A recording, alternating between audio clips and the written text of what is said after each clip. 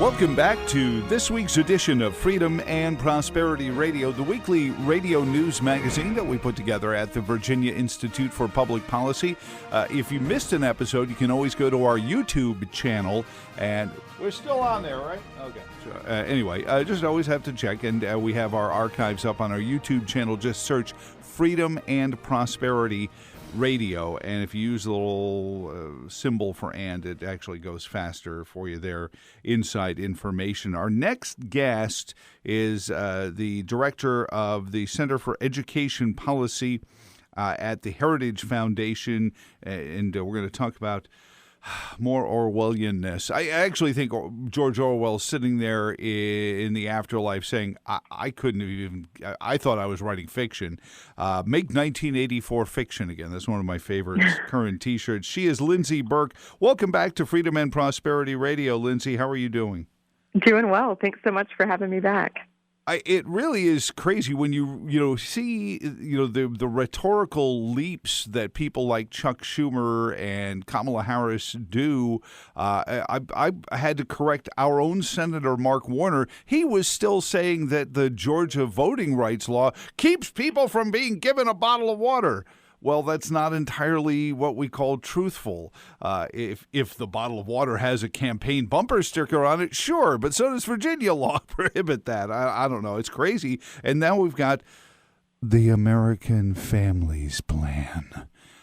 On top of the infrastructure deals and everything else, how could you possibly be against American families, Lindsey? But as with all of this stuff, I know that's not what's in here. Well, and I think you hit the nail on the head when you said it's Orwellian, right? I mean, the American Families Plan tries to replace what families currently do, every aspect of it, with some sort of government program. So it really is the anti-families plan. And it is, I focus on the education policy side of this. It's extremely heavy on bad education policy, really starting in the very earliest years. It would spend about $425 billion on early childhood education and care. And, of course, that's a figure that likely underestimates what the actual cost to taxpayers would be. And that money comes on top of a proposed paid family leave program. And so, this is $225 billion for free child care, $200 billion for free. All of this free stuff is quite expensive. Free universal preschool for all 3- and 4-year-old children, which of course is likely to drive up the cost of preschool across the board broadly, and child care. And that's before we even get to the other expenses that are in here, K-12 expenses and massive new spending on higher education. Right. Because that's also part of this is creating what we used to derisively call in Queens, where I was growing up, 13th and 14th grade. Community college now becomes a project of the government, just like elementary through high school. Mm-hmm. Yeah, that's right. And this is the way that this plan is currently structured. It heavily subsidizes community colleges, and community colleges don't exactly have a great track record of success in general. So what the American Families Plan would do is it would spend $109 billion on, here's that word again, free community college. Right now, I think it's notable, more than half of students at community colleges today already don't pay any part of their tuition or fees under existing federal aid. And yet they're proposing a $109 billion plan for free community college that, of course, is going to enable these institutions to raise their tuition prices down the road and just likely inflate the cost overall. And as I said, they don't exactly have a great track record of success. If you look at the numbers of students who begin a community college and complete each year within about 150% of the standard program time. So in other words, a 2-year program, they graduate in 3 years. Only 20% of students even do that at community colleges. Wow. And even if you factor in the students who transfer from a community college to a 4-year college, that completion rate still just goes up to 34%. So it's still quite low. And so the Biden plan says, well, we'll give community colleges another $62 billion. That's in addition to the $109 billion for free.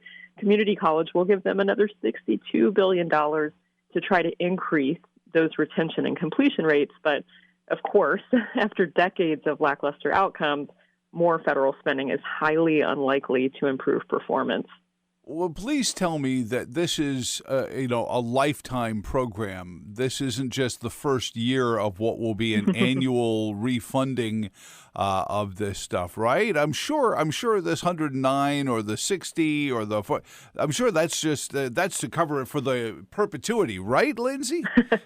Well, some of this money is annual. Some of it is what they would propose for FY 2022. So if you look at the the White House proposed budget that was just released, a lot of this is only focused in FY 2022.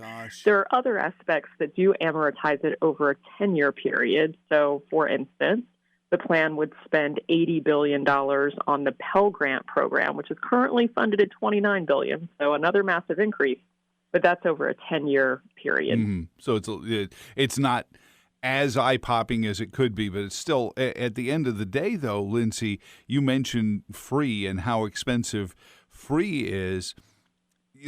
As we watch the American educational system continue to fail to create kids proficient in reading, science, math, we hear of schools that are just giving up on even trying to grade this stuff.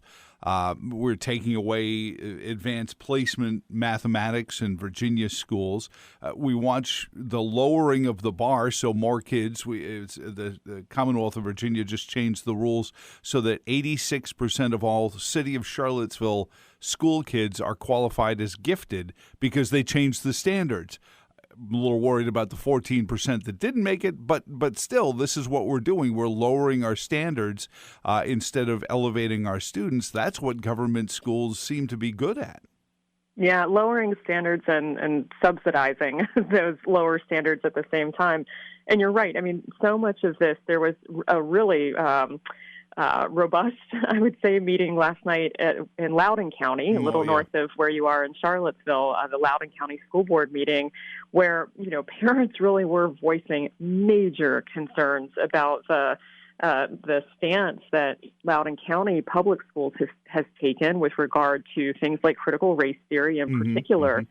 And, really, I think you're right. A lot of this, we are seeing it manifest itself in a dumbing down of standards and elimination of gifted programs and advanced math shifts. If you look at places like California, toward things like equitable math, mandatory ethnic studies courses, et cetera. So we really are seeing how the broad philosophical tenets of critical race theory are now playing out in practice in schools across the country, and Virginia is no exception there. So we are seeing some pretty significant and understandable pushback. Parents do not want their children being told that due to immutable characteristics like skin color, that they are one of two categories. They're either oppressors or victims. Yeah. That's a terrible message to send to children, and yet we are seeing that manifest itself in schools across the country, including in Virginia. Lindsey Burke is the director for the Center for Education Policy at the Heritage Foundation, and we're talking about President Biden's American Families Plan in one part, but abstracting a lot of other things. You mentioned Loudoun County. Virginia is a hotbed of this. Albemarle County as well, up in arms. We've got groups that are actually publishing the names of parents who go on the school board and saying, go find them and have a conversation with them in their best passive-aggressive tone. And I'm frightened for people, but God bless them for standing up against some of this stuff that you mentioned. Tribalism, the center of critical thought is tribalism and a ruination of the individual's ability. Lindsey, Joe Biden's plan talks about taking kids as young as 3 away from their parents.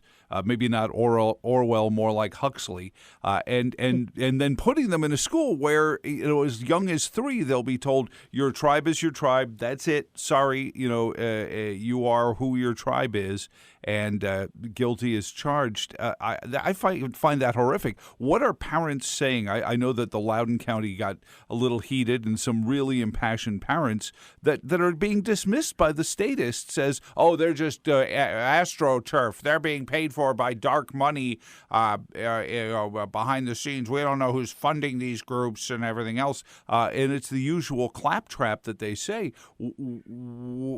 Are parents really getting the message that they want to take 3-year-olds away from their parents and start teaching them critical race theory?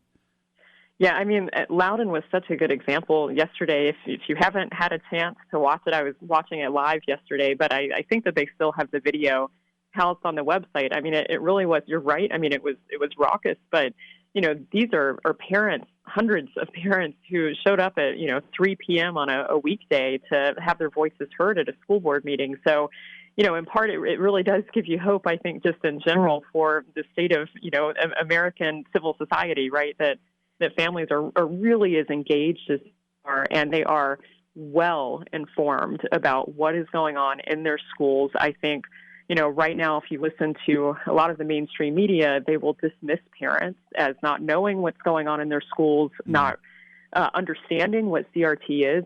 I don't think that could be any further from the truth.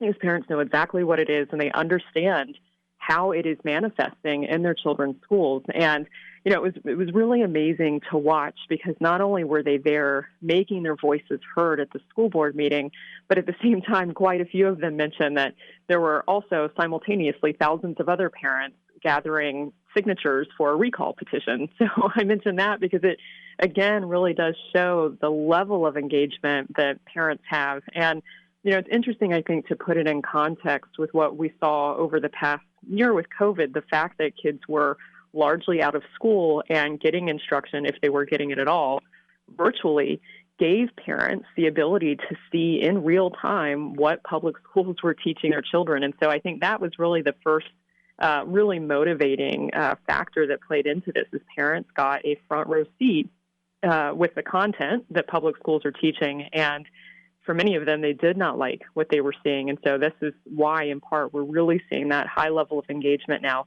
I mean, there are 100,000 school board members across the country. There are about 14,000 school boards. So there are really good opportunities to engage, to make your voices heard about the content that's taught in your children's schools, to demand that schools are transparent when it comes to the content and curriculum and textbooks that they're teaching. And so I think that's a big part of what we saw yesterday.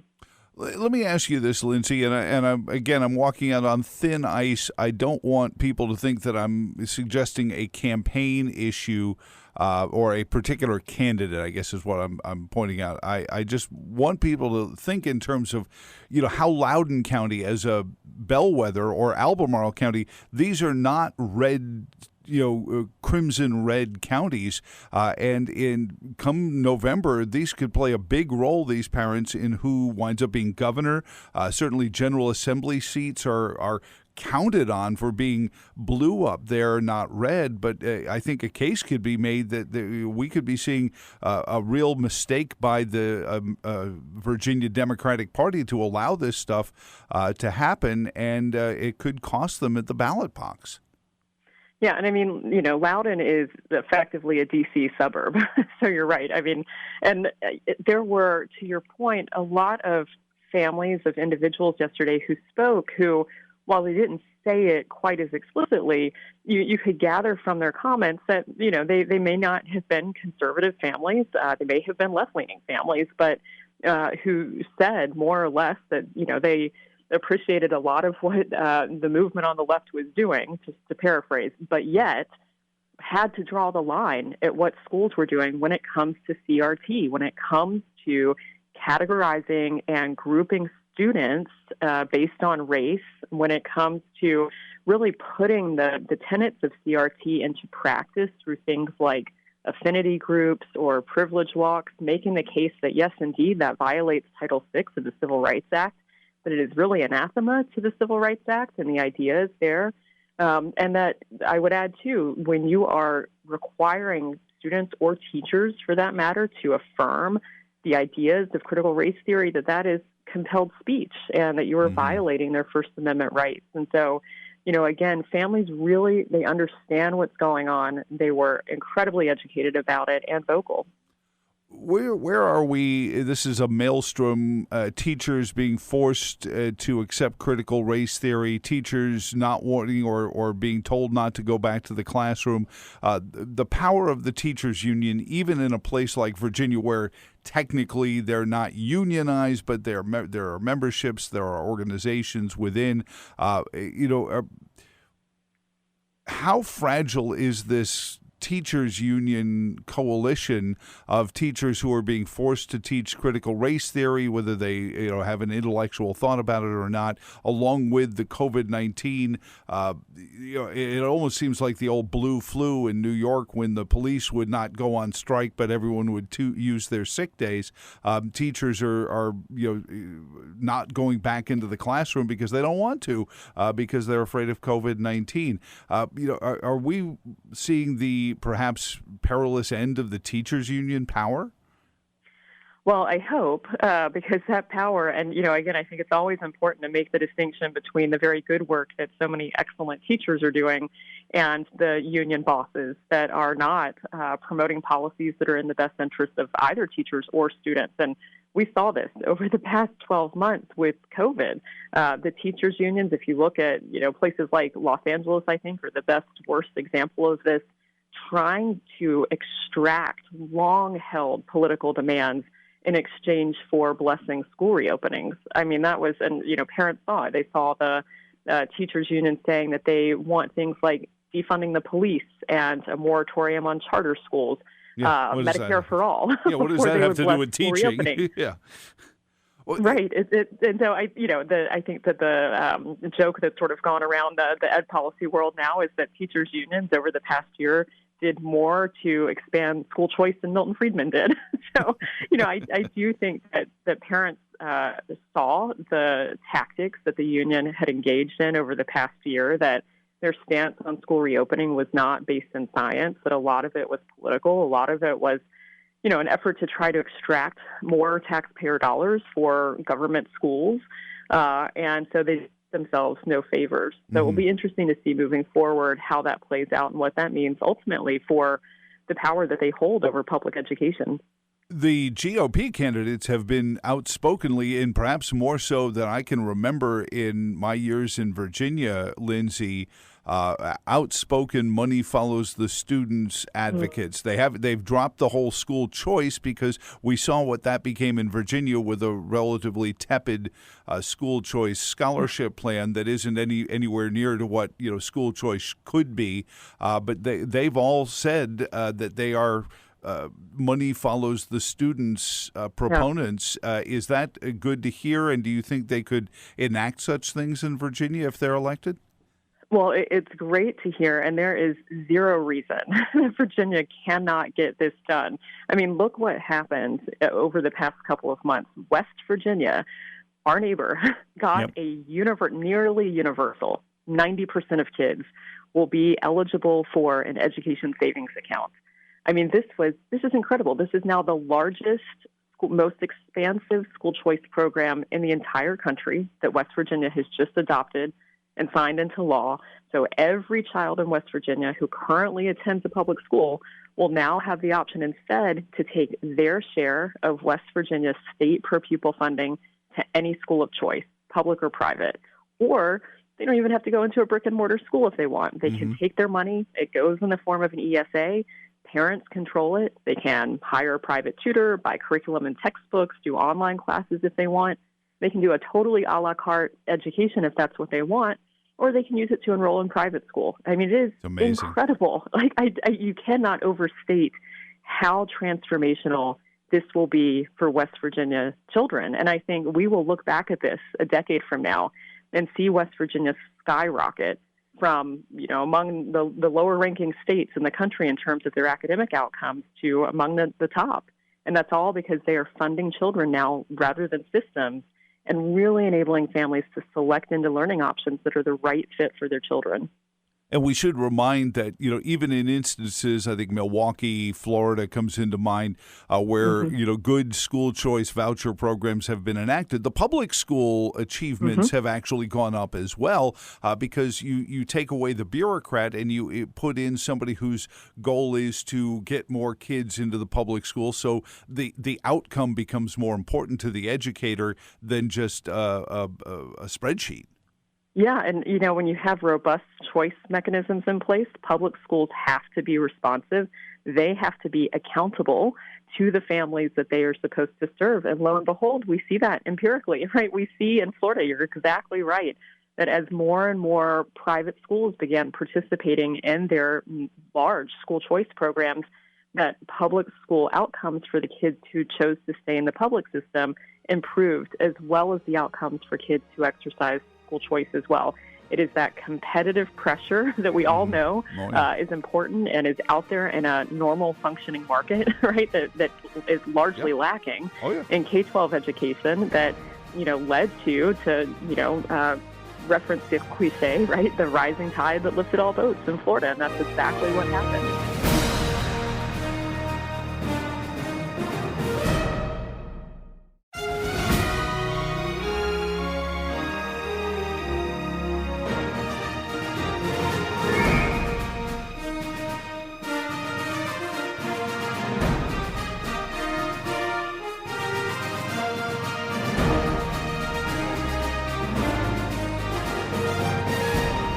Lindsey Burke on with us from the Heritage Foundation, director for their Center for Education Policy.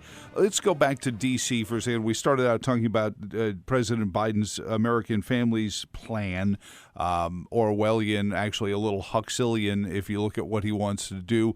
Quick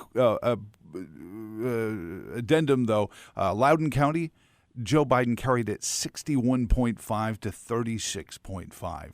Just saying. But let's talk about federal policy in the Department of Education and how it has become a cudgel, really, for social engineering through this critical race theory mania right now coming out of Washington. Do you think there's enough members of the House and Senate, or maybe we need to get to 2022 to start reining in the Department of Education a little bit? Well, a couple of thoughts on that. So you're right. We do see that the Department of Education at the federal level is now engaging in CRT and trying to spread it more formally in schools across the country. We have a really good recent example of that, which is the Biden administration has a proposed federal rule that would condition access or would prioritize grants for the American History and Civics program, which, by the way, is supposed to teach a traditional view of American history and civics. But in order for schools to be competitive in that grant process, they have to effectively infuse critical race theory into their applications. And so that's a proposed rule that is out there right now. We've submitted public comment on that. And so you see that in direct ways through rules like that. The Biden administration also has a new rule right now, a proposed rule that would effectively reinstitute a 2014 Obama-era Dear Colleague letter on school discipline. So that's floating out there as well. That's the one that led to Parkland. That's the Parkland letter. Oh, my God. That's right. Holy that's cow. Right. So that's actually open for public comment right now. You can read it on the Federal Register and submit public comment. So that's there as well. So the department they're doing a lot. The administration's doing a lot to really, I think, formalize, either CRT directly or ideas and practices that are rooted in the philosophy of it. There are members right now of Congress who are pushing back. There's a proposal right now by Representative Glenn Grossman that would prevent D.C. public schools. D.C. schools are under the jurisdiction of Congress from putting critical race theory into practice, compelling speech on the part of teachers, et cetera. There are some other proposals that are out there now. Representative Chip Roy from Texas and a couple of other members have similar proposals that effectively say if a school or a school district is putting CRT into practice in a way that violates Title VI of the Civil Rights Act or compels speech, that can threaten their access to federal funding. So there are things that members are doing appropriately on critical race theory. And then, yes, there are members overall, and I think in general, a sense among conservatives that the Department of Education, that its power needs to be reined in, certainly. There are, I think, few, if any, victories that you can count from the Department of Ed since its inception 40 years ago in 1980. It is stunning to watch, how it's been used, and of course the argument is, oh well, you can turn down the money if you like, and not so much in some cases. In Virginia, it comes right through Richmond. They take the money and then they insist the school boards use it. So the General Assembly has to take this up as well. We were talking a little bit about school choice. We are the home of what I like to wistfully call the granddaddy of all Blaine amendments, the Virginia Act for Religious Freedom. And that's why I think the phrase, the money follows the student, is so important, because for years, especially the Virginia Act for Religious Freedom has been pointed to saying, well, what if the parent uses that at a parochial school, then that's taxpayer money going to the church. And even Democrat friends of mine understand the idea that if Medicare money is this way, and Terry McAuliffe, Ralph Northam love to talk about Medicaid expansion in the Commonwealth, so should educational funds. Yeah, and the Supreme Court agrees. And this is something that if you look state after state, when there have been challenges, that those Blaine amendments have more or less not held up in those fights. And, you can look at states like Arizona, a really good example where with an education savings account in particular, because you can use it at multiple services and vendors and for multiple products, that it is very clear that in no way is this the state funding religion. The left would argue. I mean, it is very clear, and the courts have said as much, that is not what is happening here, that if a private parochial school benefits and, having received tuition payments, it's because a parent independently chose to enroll their child in that private parochial school. So, there's good precedent there, and I am extremely optimistic that if Virginia went that direction, that they would win in the long run. I'm going to ask this because a lot of the commentariat is saying that the left, the American left, has overplayed their hand. They saw their success at winning over the suburban, I'll say it, Caucasian housewife away from Republicans and to President Biden. And so maybe they got drunk with success and overplayed their hand. But as a listener of mine wrote after UVA coughed up a 4-0 lead in the College World Series, he said it was like being a Virginia Republican. We can continuously seem to wrest defeat from the jaws of victory. Do you think the conservative-minded folks, be they even Democrats wanting to win back their party, which I would be wholly encouraging of, can stick the landing in this, Lindsey? Well, I will say this, that on the policy front, that there is no policy that is more of a kitchen table issue than the education of your child. And this is why families are so motivated right now and so engaged that, it's not only a battle for, the hearts and minds of kids across the country and the shape and form that education takes, but really what the future of the republic looks like. And I think families recognize that, and that is a big part of why they're so engaged right now. So the fact that this is such a kitchen table issue, I think bodes well for that long-term engagement, and I think bodes well in general for really infusing free market education principles into a system that has been so sorely insulated from them for far too long. And I know I said that was the last one, but I watched too much Columbo growing up. Lindsey Burke on with us from the Heritage Foundation.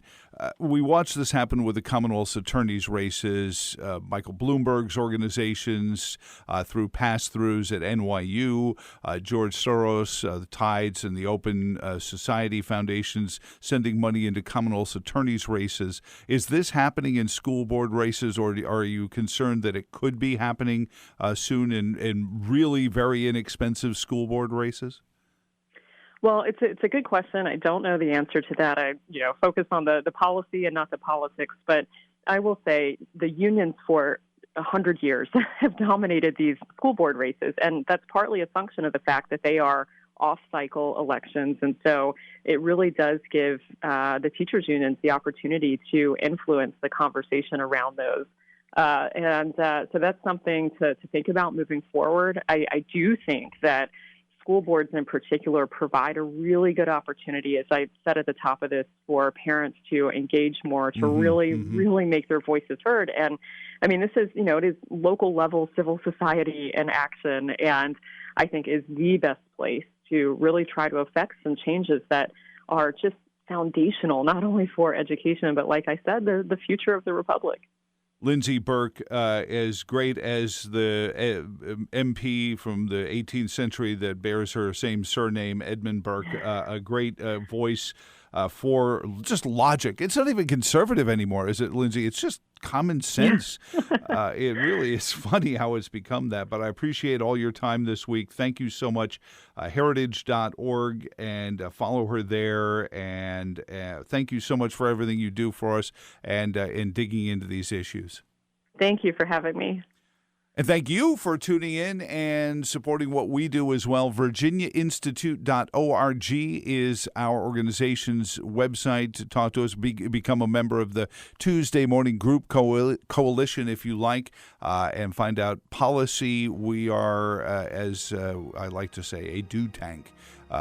You've heard the phrase think tank, and we do think, but we try to make it a process of think first, then put it into action. If you want to be part of it, VirginiaInstitute.org. Thank you for listening. YouTube for the archives later on. Until next weekend, my name is Joe Thomas. So long, and thanks for all the fish.